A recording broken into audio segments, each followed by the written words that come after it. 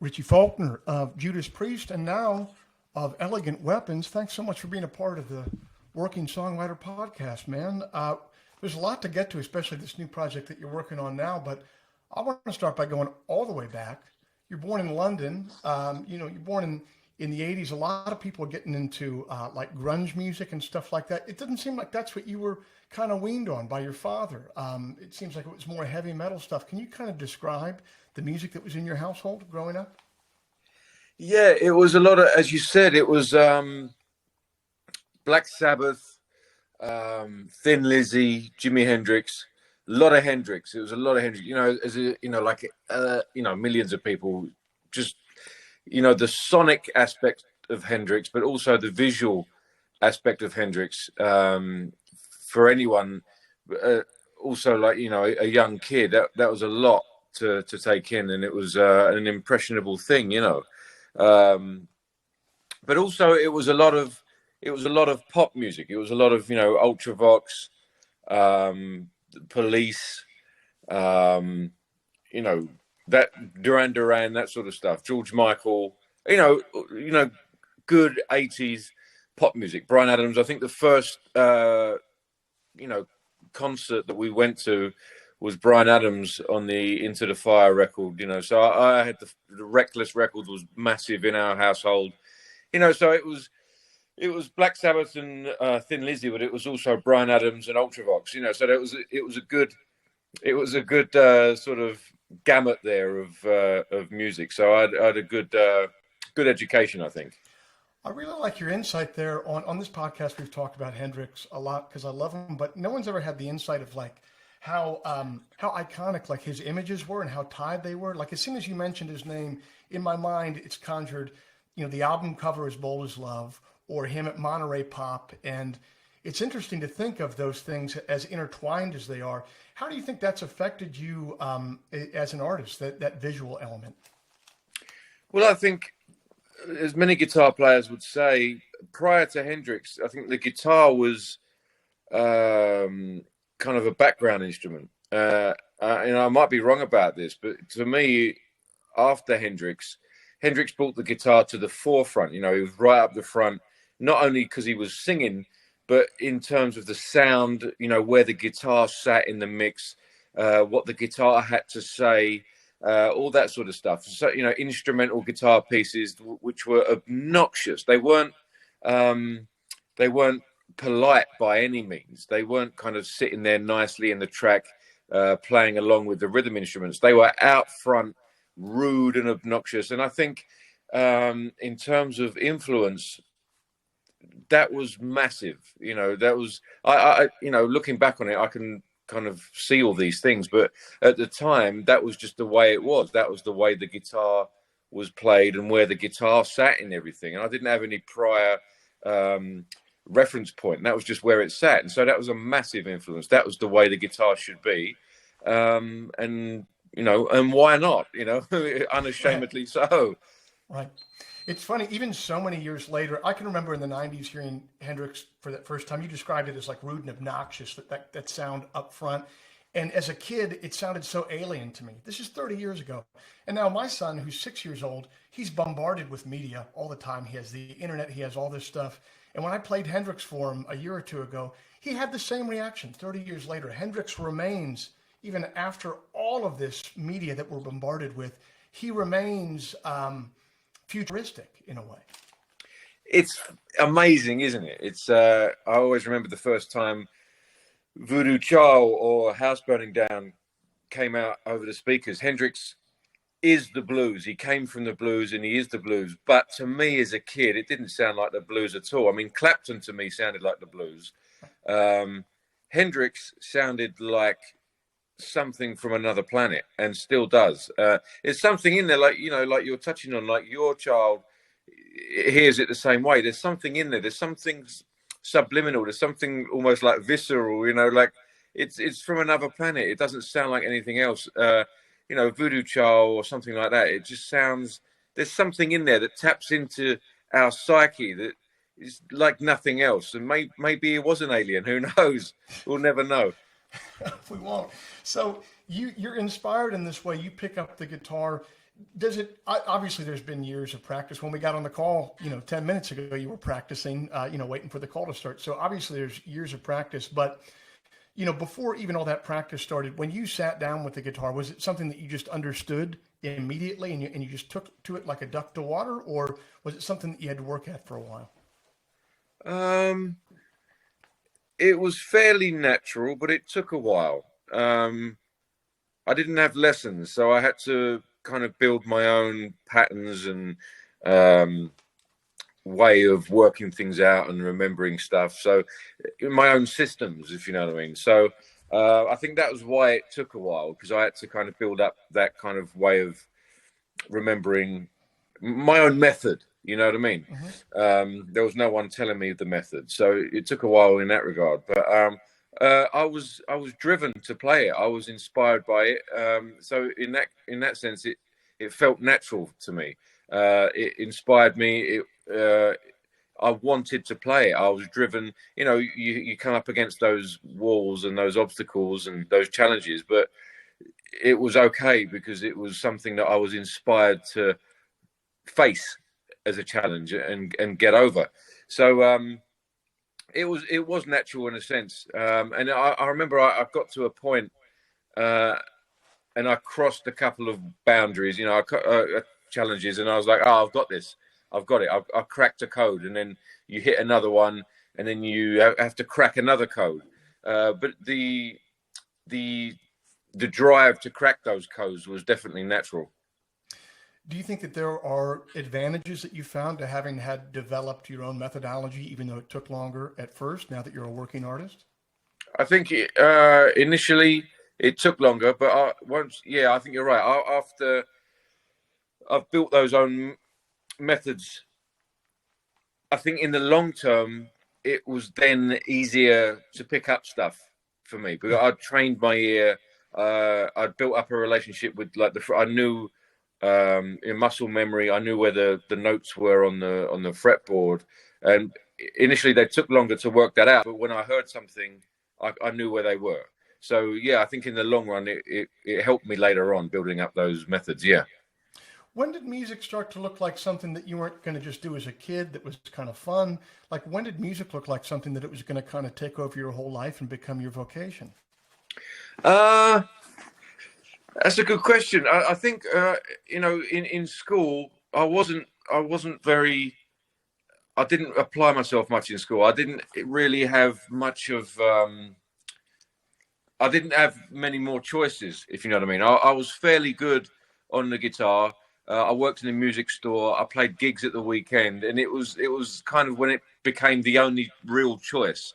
It was something I loved. I was doing it already, and there was nothing really else on the table. So it was like, oh, this is the only thing really I'm good at. The only thing I like. The only thing I can do. It was the only real choice really for me. And fortunately, that's the way it became. I only ever wanted to, make a living out of playing the guitar. I didn't want to be famous. I didn't need to be rich and all that sort of stuff. I just wanted to be able to make a living out of doing something I loved. And I was fortunate enough to be able to do that.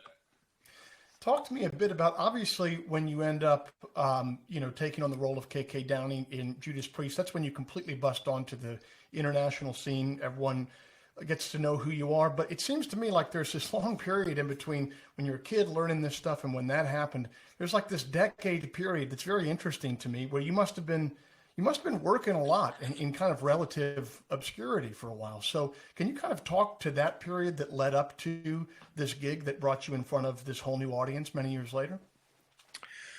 Well, I was living in Sweden when I was 16, between 16 and 20, and I came back when I was 20. In that decade, from 20 to 30, I was playing with a friend of mine's band. I was in a cover band, and we used to play literally, 3 or 4 times a week in Irish bars and rock bars and pubs and clubs and wherever we could. We'd play, Van Morrison, Jeff Beck, Black Sabbath, Judas Priest. You name it, we'd play it. We'd play. You mentioned earlier some of the grunge stuff. Nirvana. We played some stuff like Weezer and Oasis and Blur. We played everything. you're a gigging musician. You're selling beer at that point. You know what I mean? That's what your job is. So we'd play anything we had to play. And I did that for 10 years. That's basically what I did. And I hated it sometimes. Sometimes, like, you know, on the side, I would be trying to get my own bands off the ground and, you know, my own original bands. So sometimes you know, you'd pack your gear down at 3 o'clock in the morning and you just played some covers that you didn't really care for anymore. And you're thinking, what am I doing? But you'd be doing it the next day, you'd be doing the same thing because it would bring you back, you know, your love for it would bring you back. And I'd do that for 10 years. I you know, you read stories about the Beatles doing their 10,000 hours in Hamburg. And I think without knowing it, that's what I was doing. I was doing my 10,000 hours in that 10-year period there. And, you know, as I said, like from Wednesday to Sunday, I was out, you know, playing all these shows, playing all these gigs, carrying gear, being on time, you know, interacting with the audience. Whatever that education I was getting was, I didn't know that was the education I was getting, but that's what was happening. So, and then I got a gig with Steve Harris from Iron Maiden's daughter, Lauren Harris. And, you know, we toured with Maiden, we toured with Motley Crue, we toured within Temptation. So that was kind of my introduction to the world stage. And also the experience that got me, you know, that check mark when Priest were looking. I'd been on the world stage. I knew what to expect and knew what to handle. So that kind of helped in the audition process, if you like. You know, they knew that I knew what to expect and knew how to handle that stuff. So that 10-year period really was trying to find my feet and getting that education in the bars and clubs and on the instrument and all that sort of stuff. So it was vital really in my career as a guitar player. What did that first jump feel like? You know, going from, you mentioned you were literally playing Irish bars to sell beer to a certain degree, to now you're opening for Motley Crue with Lauren Harris. Where did that first jump feel like? Did it feel like a sense of relief and surprise, or did it feel like, well, yeah, I've been doing this for 10 years. I'm pretty damn good at it. Of course I'm here right now. Well, it's never kind of, you know, 2 people to 20,000. There's always a gradual kind of increase. And it always feels like this is an opportunity. You know, we're playing with Motley Crue. We've got to give it everything we've got. You know, there might be some people out in the audience that like us, and we can bring those fans with us. That's what it always feels like. That's what it feels like, you know, with Priest sometimes. You know, sometimes we play some territories around the world that Priest haven't played. You know, sometimes, where was it we played? We played New Zealand, I think, a couple of years back, and the band hadn't played there before. Obviously, I hadn't played there with Priest, and it was the first time some fans in New Zealand were watching Priest after 50 years. So it was that same feeling of, you know, we've got to give it 1,000%. We've got to, our duty is to present the band like always, which is, you know, the best we can deliver. And it was no different back then with Lauren, really. And it was no different, you know, when you're playing the Irish bar, it was no different. It was, we've got to kind of play these songs to the best of our ability. Sometimes you don't. Sometimes you're a bit tired or you're a bit bored of it or whatever. But that's the general vibe. You've got to deliver, and this is an opportunity. And there's people down there that have paid their money to come in and see this. And you're there to sell beer. You're always there to sell beer in some regard. You know? Yeah, I remember an older musician telling me that years ago. He said, your life is going to make a lot more sense when you understand that you're in the alcohol sales industry. Exactly. Exactly. It never changes, really. No. Just how much beer, I guess. You know, it's interesting. What's very notable and very unusual is the way that you've become, you know, not just like a hired gun guitar player, but obviously like a creative, contributing member of Judas Priest. You know, the rest of the members of the band basically credit you with keeping the band going creatively. So during that time that you were gigging, doing these bar gigs and, you know, kind of being gun for hire guitar player, was there also a parallel track of you working on compositions and writing at that time, or did that come along later once you joined Judas Priest? Yeah, I always thought that, you know, writing songs kind of went hand in hand with playing. I thought that was just I I didn't know that some people write, some people don't. I thought that was just a part of, if you played guitar, you wrote songs. I thought that was just what you did. So I always looked to, initially Hendrix, and then bands like Priest and Maiden and Pantera and bands like that. What did they do? How did they, you listen to bands like that and they make you feel a certain way. And what did they do that made me feel a certain way with their music? And how can I incorporate that type of stuff into my music?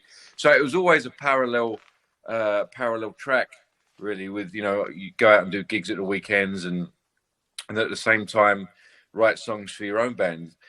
So when I joined Priest, I was very fortunate to be part of the, included in the writing team with Glenn and Rob, and they'd always kind of had that dynamic. It was always Glenn, Rob, and Ken, and they kept it the same.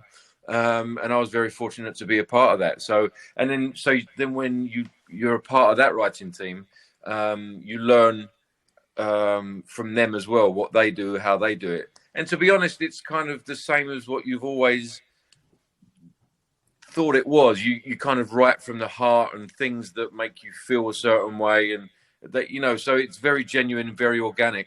It's just people were listening to them, you know what I mean? Yeah, and they created that sound, and they created those songs that I was looking to for guidance. And now you're writing the next record with them. So there's a responsibility and a duty, but there's also, for me, a chance to learn from them and see what they do with it, Well, yeah, they've been doing it for 40 or 50 years on a very high level. So presumably there were certain practices or methods that that they were doing that maybe you had to get up to speed on. Is that the case? And if so, what are some of the techniques that you had to learn to be able to fit in there? Well, I think one of the main differences, and it's an understandable one, is when I was learning to write songs, I was trying to see how I could emulate what they did. Whereas when you're in Judas Priest, it's more, you're looking for something unique rather than emulating someone else. So that's the main difference. So you get to a point where you can craft a song because of, you've learned from them and they're the masters at it. So how can we take all that and create something unique? And there's a sort of drive to create something unique, whether it's a unique sound. And, the characters in Judas Priest, Rob, Glenn, Ian, Scott, Ken, when Ken was in the band, they're such strong characters that they create that unique sound of Judas Priest that we know and love, So there was a drive to create something unique, and there always is. But to be honest, I mean, as soon as you get Rob on it, as soon as you get that voice on it, that helps. You get that voice that we know and love and we've grown up with for 50 years now. That really helps create something unique. But I mean, we could easily say, "Oh, just do anything and put Rob on it, and it will sound like Priest." But there's that drive still to make something unique that we haven't done before, or a twist or a turn that makes it more interesting. There's just that drive and that passion to deliver something different and unique. It's it's unique just in the sense that they would have, I think the word for it would just be humility, that they would want to collaborate with someone who is, so much younger than them, and that they're still hungry to bring in like a new. They could easily coast. Right? So it's interesting that they would want to bring you in to bring a newness to the music. What do you think that you have brought to them that would have otherwise not been there in the last 10 or 15 years? Well, I remember Glenn said we were talking when I joined the band. We were talking about the set list. We had the set list was too long. We had to cut maybe 5 or 6 songs out of the set list, and he asked me for my opinion, because my opinion is always going to be different from theirs. I'm always going to have the opinion from outside, which they will never have. So rightly or wrongly, or we might agree or we might not, it's always going to be an opinion that it's going to be a different viewpoint that they'll never have. And I always thought that was an incredible opinion for him to have. As he said, it might not be one that we go with, but it is worth listening to because it will always be different from his. And as you said, they could easily coast. They could easily say, well, it's my opinion, it's my way or the highway. But just to listen to someone else's opinion was an incredible thing, and one that all you can do is take that on board in your own ventures in the future. You can, again, that's the education from those guys. Taking that on board and maybe applying it to your own situations in the future. You mentioned incorporating that into your own ventures. How do you think you've changed the most as a creative, as a writer? How do you think you've changed the most over the last 10 or 15 years because of being a part of this project? That's a great question. In some ways, I think I'm doing the same thing as I was doing when I was 15. Writing songs, making music that makes me feel a certain way, trying to make better songs, trying to do better riffs, quote unquote better. Like better is a subjective term, but in other ways, I know I've changed. You join something like that, it's a machine. It's dedicated to bettering what you did before. So that the production or the experience or the album or the song or the performance, everything is geared towards making the next one better. And I know that has to rub off, whether it does, whether it comes across or not, I don't know. But that's definitely, instead of, you might go in thinking, okay, I've got to play the notes right. I know at this point, it's about 12 years in now, you're thinking about the bigger picture, the experience for the fans that put you there. And in my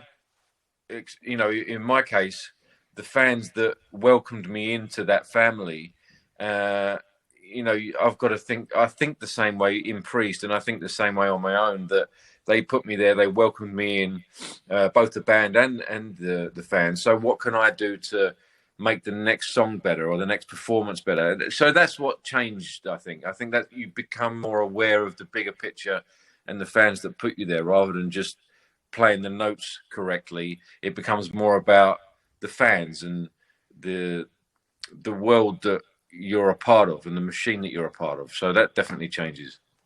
I guess the opposite side of that coin that I'd now like to ask about, you mentioned at the start of that response that there's a part of you that still feels like you're doing the same thing that you were doing as a 15-year-old in a creative sense. And my question then would be, when you're 15 years old and you're just playing around on guitar, it's easy to be a 15-year-old playing around on guitar because you don't have other responsibilities.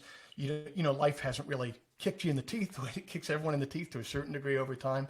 So how do you still access that part of yourself that is, in a good way, in the best sense of the word, kind of naive creatively and innocent creatively? How do you continue to do that as an adult that obviously has other responsibilities and other things that must weigh on him? Well, I'm fortunate enough. I'm able to. I've got a creative space, that I can retreat to, and it's important to keep a part of my life, And my setup, my family are aware of that. That's what the setup is. That's part of what I do, and that's part of our dynamic. To have that creative outlet, and I think 70% of the creative output it can be throwaway, but that the other 30% is stuff that you can kind of get your teeth into and it becomes something. As long as you've got that outlet to put that 70% out, to discard it, to get to that 30% of what might be great stuff. But just having the outlet, and I'm fortunate to be able to have that. But I think, again, I've always made time for that. I've made space for that. As I said, even before I was in Priest, I'd go out and do gigs at the weekend or, 3 or 4 nights a week. And then a couple of nights a week, I'd have my own band. You'd make time for it. It was part of what was important and what needed to happen. So it's just part of what I need to be a musician, be a guitar player, part of what I need to have that outlet, and successful or not, it doesn't matter. Play guitar, create songs, it's just part of my DNA, you know. Indeed. And hey, man, I think 30% is actually a pretty good batting average Yeah, it for is you folks. actually. So, It might only be 5%. I might be shooting. yeah, It might be a bit too much there, but you fair know. enough. Fair enough. Can you remember a moment, one of the first moments or one of the most iconic moments for you where, you've joined Judas Priest, you're like a functioning member of this band. What is one of the most iconic in your mind moments of just like pinch me, I can't believe I'm here right now? It could be on stage, it could be in the studio, wherever, but there has to be a moment or two where it almost felt disassociative that you were part of this amazing zeitgeist. There was a very strong moment. I'll always remember it.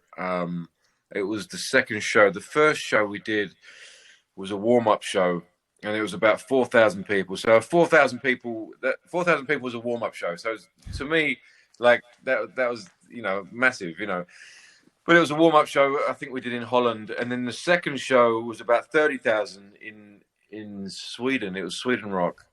And we had it was one of those stages with a big ego ramp that went down, jutted out into it went down into the middle of the crowd.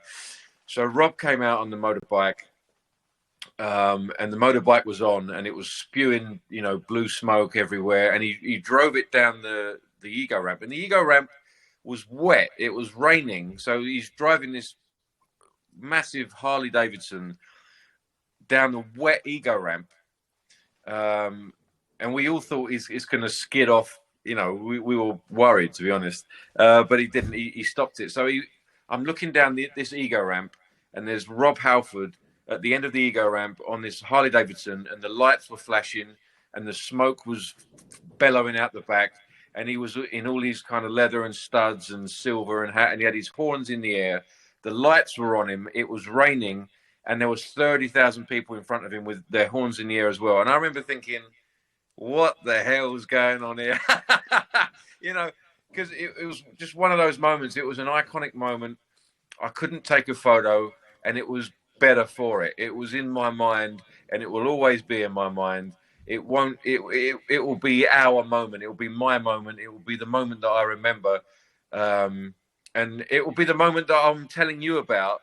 Because there's no photo about it. There's no photo of it. And that's what makes it more magical, It was just, there was, it was just that moment and then it was gone. And it was a magical moment. And it was one of those moments and I'll never forget it.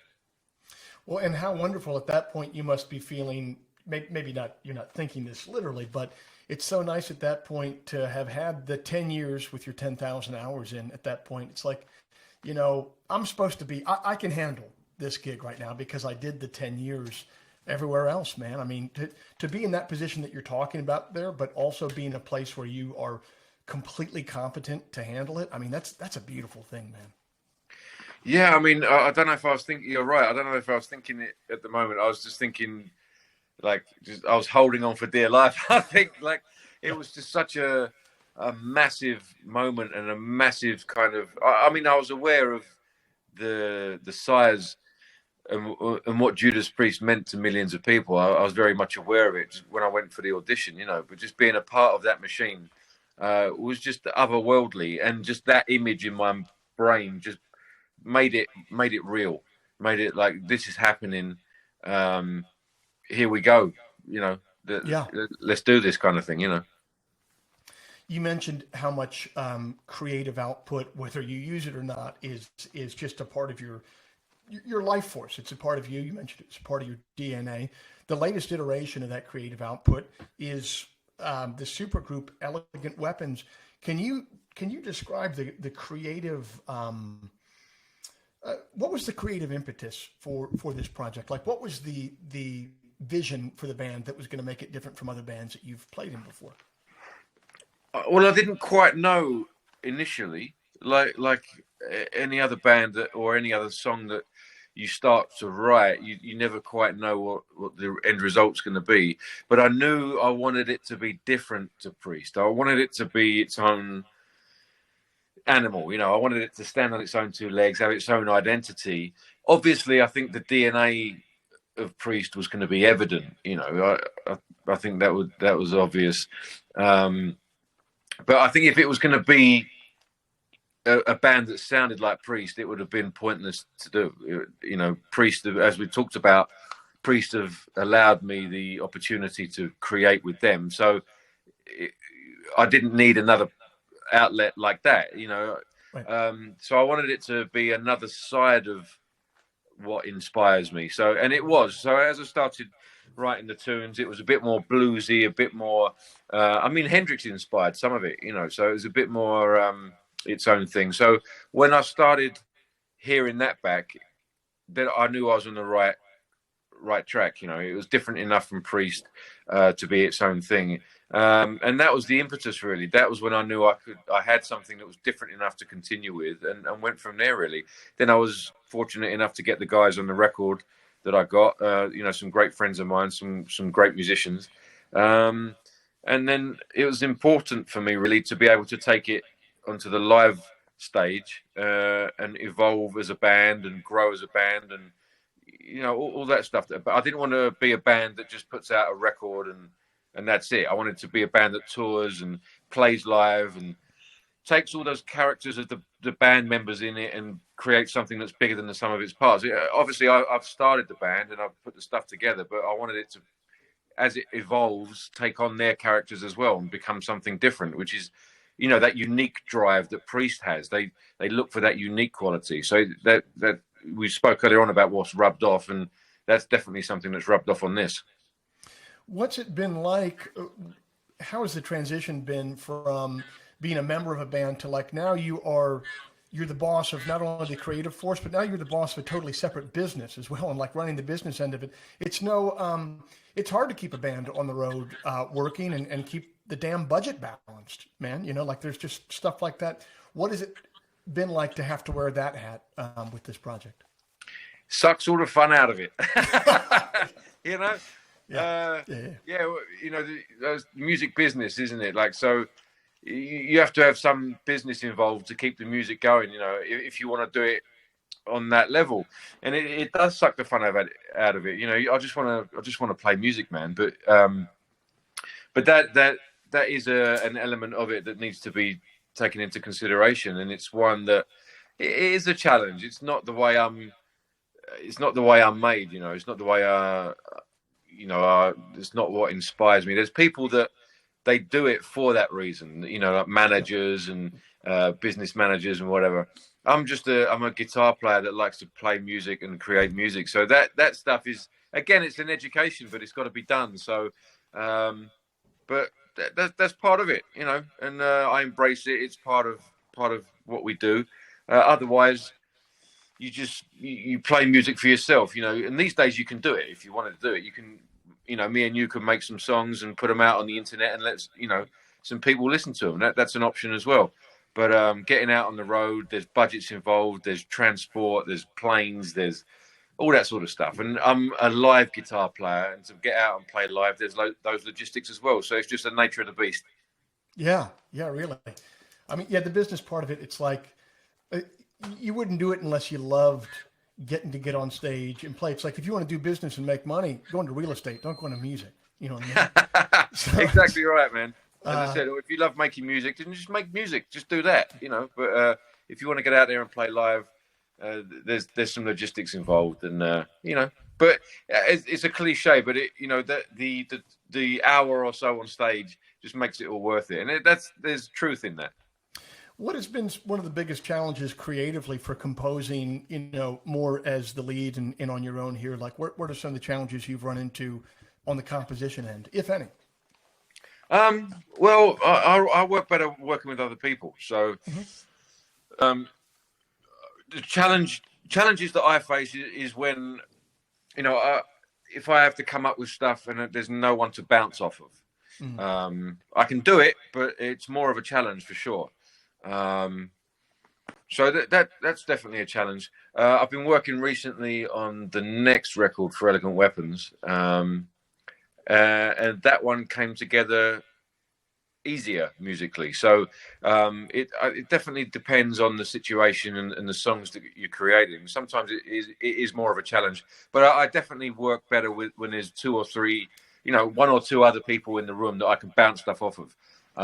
The challenge is sitting there on my own, because you don't quite know. Sometimes you don't know what's good or not.